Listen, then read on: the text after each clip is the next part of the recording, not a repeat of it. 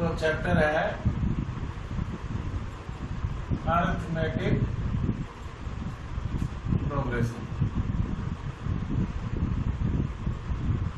इसको in short बोलते हैं हम क्या, एपी। चलो ये नंबर ऑफ सीरीज का चैप्टर है, जो भी नंबर्स है ना उनके सीरीज का चैप्टर है। मैं कुछ एग्जांपल लिखता हूँ, बस इतना सा चैप्टर है, अगर आपको ये समझ आया हुआ तो ये पूरे चैप्टर का बेसिक है।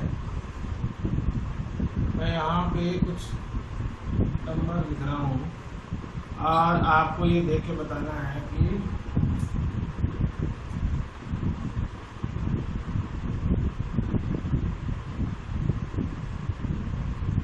अब आप मुझे बताएं कि आप ये जो मैंने दो एग्जांपल लिखे हैं, इसका यहाँ पे कौन सा नंबर आएगा इन दोनों जगह? ऊपर आएगा 12, ठीक है जी। यहाँ पे क्या आएगा?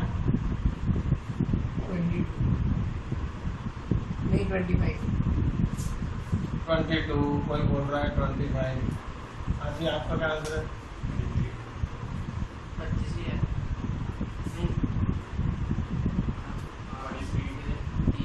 आप देख रहे हैं, you are very much confused. 23 आएगा। How it is 23? इधर 5 का है, फिर इधर 5 का है, इधर 5 का है, फिर 5 का है, इधर 2 का है, 5 2 5 3 का है।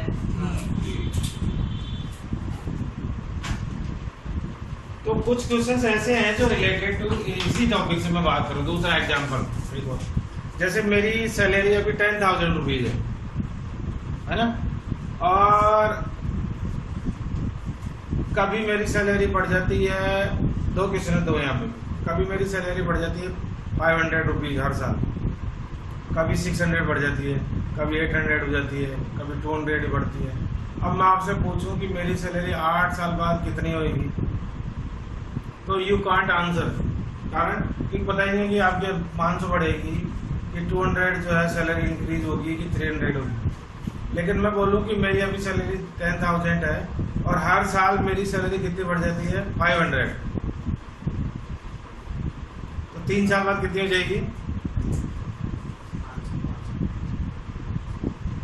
3 साल बाद कितनी हो जाएगी? 11,500। कोई भी बता सकता है। तो आप देखिए, इसमें यही इंपॉर्टेंट है इस पूरे चैप्टर में। यहाँ पे आपने बड़े आराम से बता दिया कि क्या आएगा 12, क्योंकि सब नंबर के बीच में डिफरेंस कितने का है? 2 का। ऐसे ही दूसरा क्वेश्चन था मेरी सैलरी का, आपने बता दिया 10,000 अभी सैलरी है, तो अगली बार हो जाएगी 10,500। उसके बाद अगली बार हो जाएगी कितनी? 11,000। उसके बाद हो जाएगी 11,500। अब मैं आपसे और आगे पूछूं तो आप बता देंगे आराम से। तो यहाँ पे जो नंबर फिक्स है, जो हर बार सेम नंबर में इंक्रीज हो रहा है, वो कितना है? 500। अब मैं पूछूं अगले साल क्या हो जाएगी, तो आप बता देंगे कितनी? 12,000 पूरी फिक्स 12,000। यहाँ पे अगला नंबर पूछूं तो भी बता देंगे आप। लेकिन यहाँ पे बहुत मुश्किल है, यहाँ 5 का है, यहाँ पे 2 का है, यहाँ 5 का है, यहाँ 2 का है, फिर 3 का है, पता नहीं अगला नंबर क्या होगा। तो ये सब तो ये जो मतलब यही एपी है, इसी को एपी बोलते हैं। अगर कोई नंबर है, उसका सक्सीडिंग नंबर, मतलब उसके जस्ट आगे वाला नंबर कोई फिक्स नंबर ऐड होने पर बन रहा हो,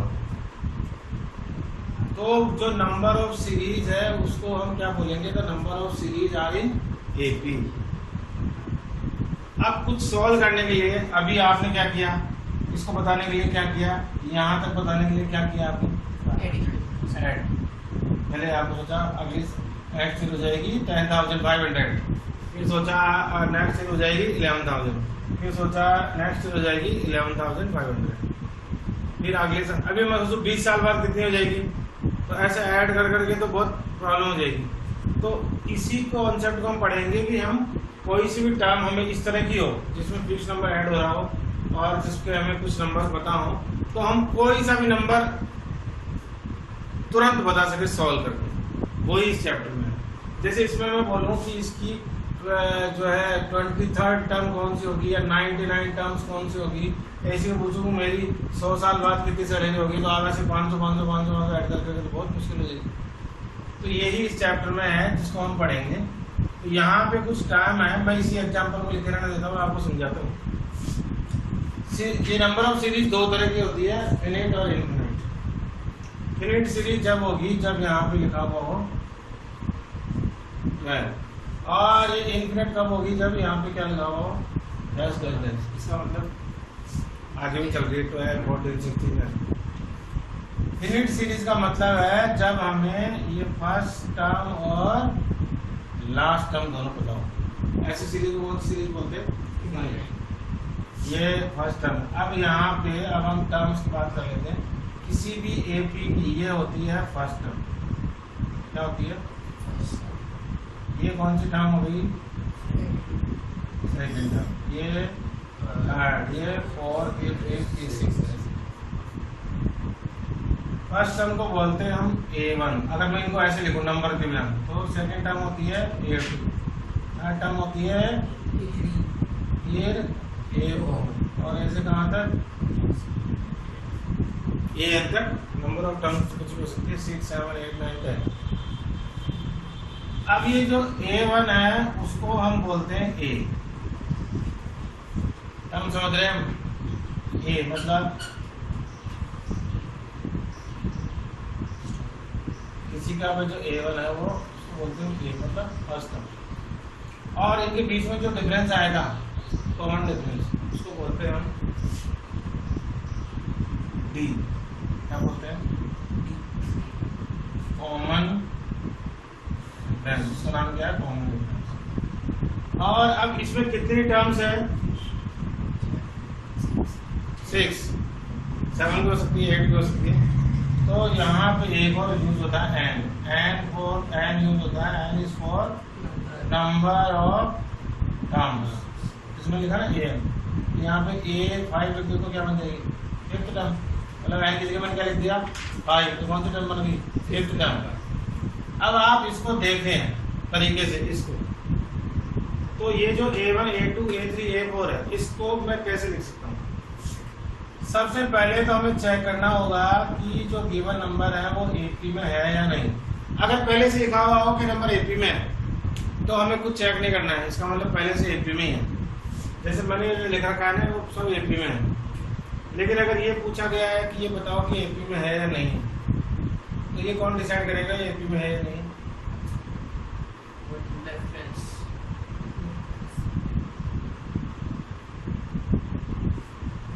तो एपी डिसाइड करने के लिए हमें हेल्प लेनी होगी डी। और हम फिर क्या करेंगे? डी कैसे पता करते हैं? सबसे पहले D, how to find out the D पता करते हैं A2 माइनस A1 या फिर A3 माइनस A2। देखो A2 कौन सा है? A1, 4 माइनस 2 कितना आया? इसमें से इसको माइनस किया, इसमें से इसको माइनस कर लो, क्या आया? अगर सब जगह क्या आ रहा है? 2 नहीं, इक्वल 3 हो सकता, नंबर पर डिपेंड करेगा। मतलब ये जो आ रहा है डी, ये डी की वैल्यू है। अगर डी सब जगह इक्वल आ रहा है तो given number of series are in AP. नहीं तो वो किसमें नहीं होगी? एपी में नहीं होगी। जैसे यहाँ पे मैं लिखूँ 3, 4, 7, 9, 8, 11, 15। ये भी सिर्फ नंबर के जैसे नंबर है, लेकिन अब ये कैसे डिसाइड होगी एपी में है या नहीं है? अगेन वही A2 माइनस A1 बताओ क्या होगा इसका? A2 माइनस A1, 4 माइनस 3 क्या? 1। हाँ जी, और चेक करते हैं A3 माइनस A2 3। अब आगे चेक करने की जरूरत ही नहीं है, आगे चेक करने की जरूरत ही नहीं है। क्यों? क्योंकि D is not equal between consecutive terms. जो भी ये टर्म्स लगी लगातार उनमें डी जो है वो क्या नहीं है? इक्वल है ही नहीं।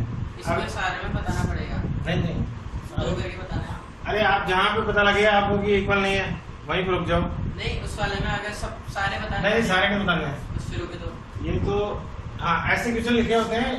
जनरली क्वेश्चन क्या आते हैं? ये जो नंबर दिया हुआ है वो किसमें है, एपी में, तो आपको चेक नहीं करना है। तो कहीं किसी का भी चेक कर लो। अब जैसे मुझे इसका डी चेक करना है तो मैं ऐसे भी चेक कर सकता हूँ, क्योंकि डी तो चाहे A2 माइनस A1 करो, चाहे A3 minus A2, A4 minus A3, A5 minus A4, कहीं पे भी होगा तो सेम ही है। क्यों है सेम? क्योंकि पहले से ही किसमें है, एपी में, तो इतनी दूर जाने के लिए डी कैसे चेक कर लो। फर्स्ट टर्म क्या हुई, ए। अब हम फॉर्मूला बनाएंगे किसी भी टर्म को पता करने का, और वो यहीं से आप सीखेंगे कैसे बनता है। अब फर्स्ट टर्म को क्या बोलते हैं बताओ वापिस, ए। फर्स्ट टर्म जो होती है क्या होती है, ए। A1, A2, A3, A4 ये are the series of the number. A1 का मतलब first term in the form of A। A2 मतलब सेकंड टर्म, A3 मतलब थर्ड टर्म, A4 मतलब फोर्थ टर्म। लेकिन जो फर्स्ट टर्म बोला जाता है उसको लिखते क्या है, ए, अकॉर्ड फॉर्मूले में। ए मतलब ए लिखा हुआ है तो मतलब किसकी बात कर रहा है, फर्स्ट टर्म। डी लिखा हुआ है तो कॉमन एंड हम डिनोट कर रहे हैं नंबर ऑफ टर्म्स की। अब हम यहीं से देखो फॉर्मूला बनाते हैं, अगर आपको ये सब याद रहा है तो। अब मैं बताता हूँ आपको कि किस तरह से बनी गई है। देखो ये जो 2 है इसको मैं लिख सकता हूँ ए, क्योंकि 2 ए होता है, क्या होता है, फर्स्ट टर्म। ये कौन सी टर्म है, तो A1 जो आ गई वो तो आ गई ए, फर्स्ट टर्म। A2 जो लिखा हुआ है वो किस फॉर्म में लिखा हुआ है, A प्लस डी। देख लो कैसे, डी कितना है, ये कितना है इसका, 2। देख लो 2 प्लस 2, A प्लस डी। ए कितना है 2, ए कितना है 2, 2 प्लस 2 4। थर्ड टर्म बनाते हैं हम A3 जो होती है हमेशा वो क्या होती है, A प्लस 2D। ए कितना है 2 प्लस 2, 2D का मतलब 2 और D और मल्टीप्लाई, D कितना है बताओ कितना आएगा, कैसे, 2 प्लस 4 A4 क्या होगी, A प्लस 2 3 और D। मतलब अब यहां से कुछ आपको मैजिक पता लगा, मैजिक जो थर्ड टर्म होती है वो क्या होती है, 2D। D को ध्यान दो, थर्ड टर्म जो होती है वो 2D, मतलब n में एक कम।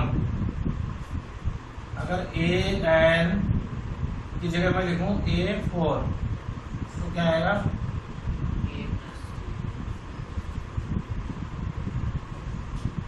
अब मुझे बताओ अब ये AP है, what is the 11th term, A plus 10D, मतलब A प्लस और according to the according to the A plus 10D। 11 बतानी है तो 10D। What is the 15th term, A plus 14D। A plus 14D। इसका मतलब क्या हुआ कि कोई भी an किस फॉर्म में होता है, A plus n minus 1D।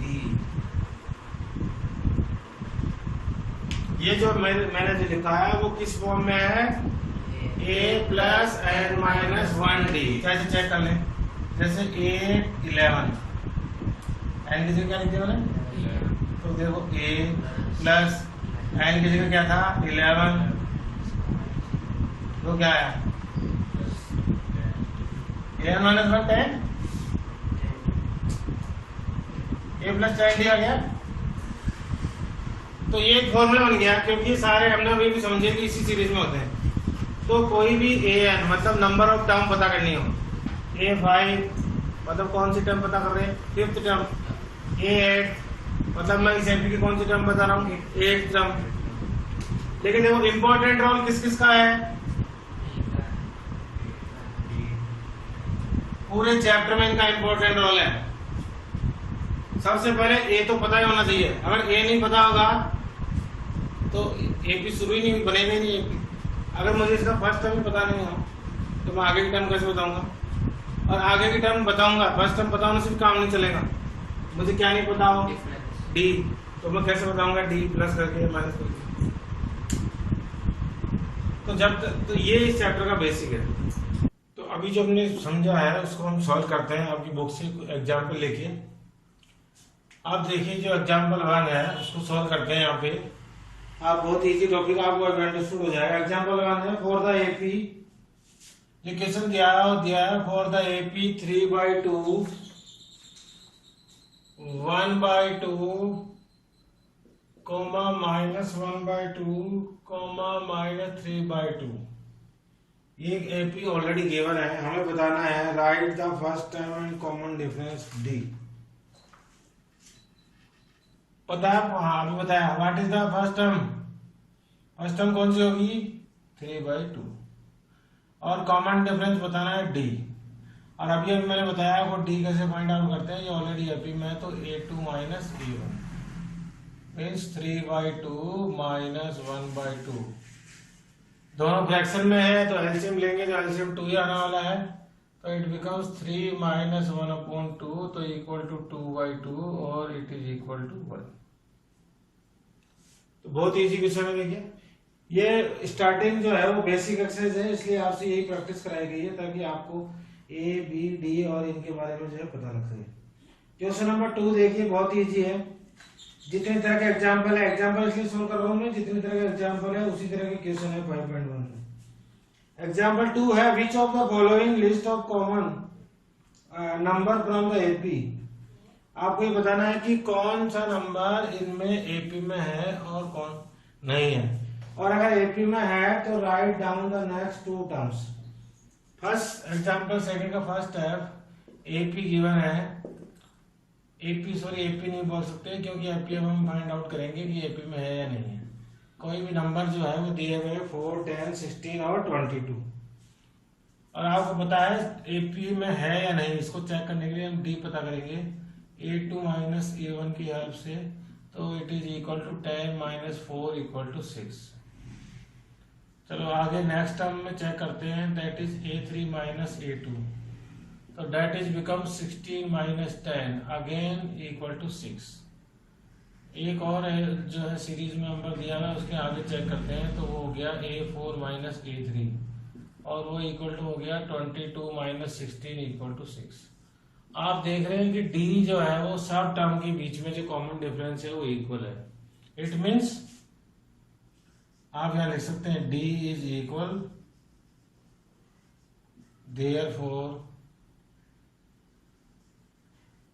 therefore given numbers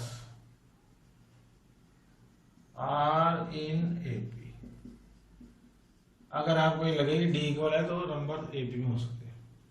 अब उसके बाद इसी में अगला क्वेश्चन है कि आप इसके आगे की 2 टर्म बताइए।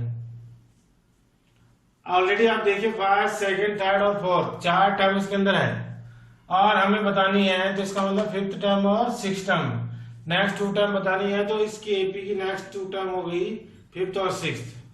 तो do you know what is 5th term? a5 और a5 होती है a प्लस 4d और a is already given that is 4 और d कितना है 6। तो आप देखिए ये हो गया 4 प्लस 24 मतलब हो गया है 28। तो ऐसे हमें ए और डी पता हो तो ए और डी की हेल्प से हम पता कर सकते हैं कोई सी भी टर्म। एक और टर्म बतानी है तो a6 हो गई और a6 होती है a plus 5d by the formula आपको लानी है and an is given by a plus n minus 1d। तो according to this formula a6 is a plus 5d। Again we put the value of a is 5 plus 5d। What is the value of d? The value of d is 6। So it is equal to 4 plus 30 और ये हो गया 34। तो इस AP की जो next 2 term है वो हो गई 28 एंड 34। तो ऐसे हम बड़े इजीली किसी भी क्वेश्चन में जो हम पता कर सकते हैं उसकी नेक्स्ट टर्म्स अगर हमें ए डी और एन पता हो। इसीलिए मैंने बोला है इसको आराम से बार बार सुन लें कि इस पूरे चैप्टर में ए डी और एन का इंपॉर्टेंट रोल है। अब हम सॉल्व करते हैं आपकी 5.1 का क्वेश्चन नंबर 1 जो वर्ड प्रॉब्लम है, और आप देखिए कि बहुत इजी है। वर्ड प्रॉब्लम से आपको ये बताना है कि एपी में है या नहीं। मैं एक एक क्वेश्चन सॉल्व करूंगा ताकि आपको अंडरस्टूड हो। क्वेश्चन वही है सेम, ताकि आप बाकी कर सकें। The taxi fare after each kilometre when the fair is ₹15 for the first kilometre and ₹8 for each additional kilometre. कोई भी जो टैक्सी फेयर है, वो टैक्सी फेयर दे रखा है, वो फर्स्ट किलोमीटर के लिए कितना है? Taxi fare for first kilometre is ₹15 और फॉर रिमेनिंग डिस्टेंस जो भी बची हुई है, रिमेनिंग डिस्टेंस जो है वो फर्स्ट किलोमीटर के बाद जो भी बची हुई है उसका जो फेयर है वो है ₹8 for each kilometre. ₹8 for each kilometre. हमें ये चेक करना है कि ये जो प्रॉब्लम दी हुई है वर्ड प्रॉब्लम वो एपी में है या नहीं। Taxi fare for first kilometre according to the AP, ये फर्स्ट किलोमीटर का है तो ये फर्स्ट टर्म हो गई हमारी एपी की। उसके बाद बोल रहा है कि बाकी सब में 8 रुपीज प्लस करके लगेंगे। इसका मतलब 2 किलोमीटर के लिए कितने देने पड़ेंगे? 15 + 8 23। और नेक्स्ट किलोमीटर के लिए कितने देने पड़ेंगे? 31। उसके बाद नेक्स्ट किलोमीटर के कितने? 39। और इस तरह से हम कैलकुलेट कर सकते हैं। When we see by taking the help of this question, तो आप देखिए कि यहाँ पे सब में जो डिफरेंस है d वो कितना है? 8। और जब डिफरेंस d इक्वल है तो हम लिख सकते हैं कि given problem is an AP. तो हम आराम से कह सकते हैं। तो एपी के लिए क्या करना है? डी चेक करना है। क्वेश्चन नंबर 2 बहुत इजी है। क्वेश्चन नंबर 2 भी देखिए, आपको अंडरस्टूड हो जाएगा आराम से। Right first 4 terms of AP when the first term and common difference D R given.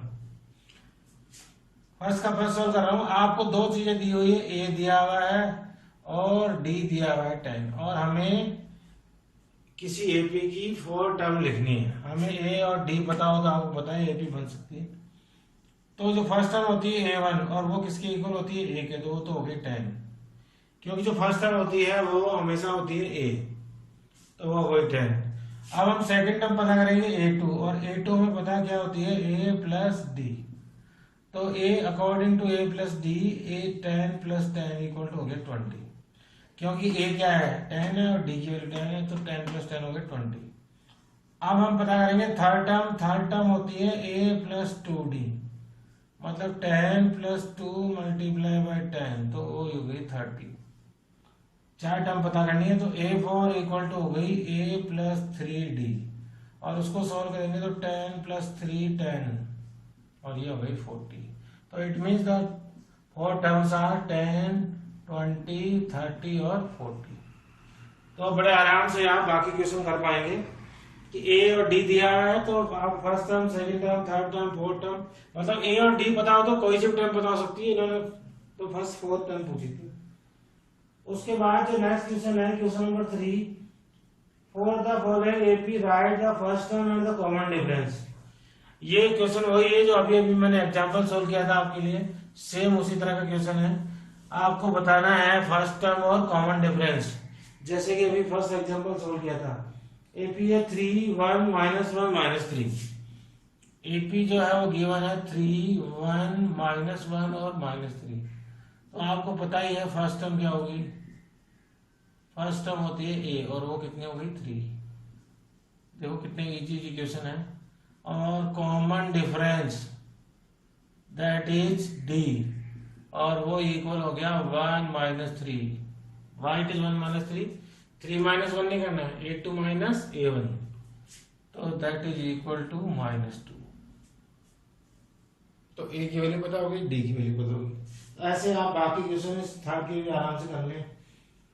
Question number 4 है, write which of the following are in AP.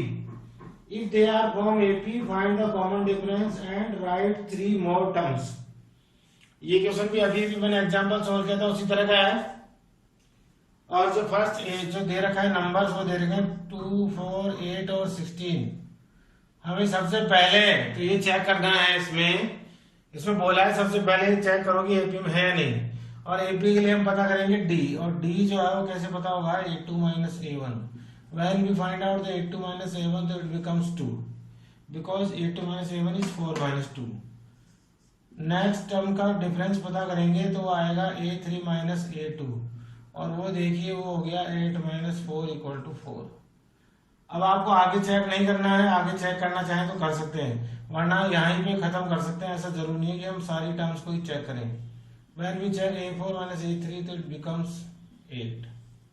सारी टर्म चेक करने की जरूरत नहीं है, क्योंकि अगर ये एपी में होता तो ये जो डी है वो क्या आता इक्वल, और आपको पता लग गया होगा इसका डी इक्वल नहीं है, तो ये जो भी नंबर्स दिए हुए हैं वो नॉट इन एपी में नहीं है। और जब एपी में नहीं है तो इस क्वेश्चन के लिए आपको आगे की 3 टर्म्स पता नहीं करनी है, क्योंकि उन्होंने बोला कि अगर एपी में हो तो आप आगे की टर्म पता करें। जैसे कि हमने आपके लिए क्वेश्चन एग्जाम्पल 2 जब सोल्व किया था तो उसका जो फर्स्ट क्वेश्चन था वो एपी में था, तो अगर एपी में हो तो ए और डी की वैल्यू पता लग जाएगी, और जब ए और डी की वैल्यू पता लग जाती है एपी में होने पर तो फिर हम कोई सी भी टर्म बता सकते हैं। इस तरह से आप इजी वे से 5.1 जो है कंप्लीट कर लेंगे। तो आज आपका होमवर्क यही है कि आप 5.1 जो है वो पूरी कंप्लीट कर लें। तो कल हम डिस्कस करेंगे 5.2 और कुछ और इससे रिलेटेड बातें। Till then bye and thank you.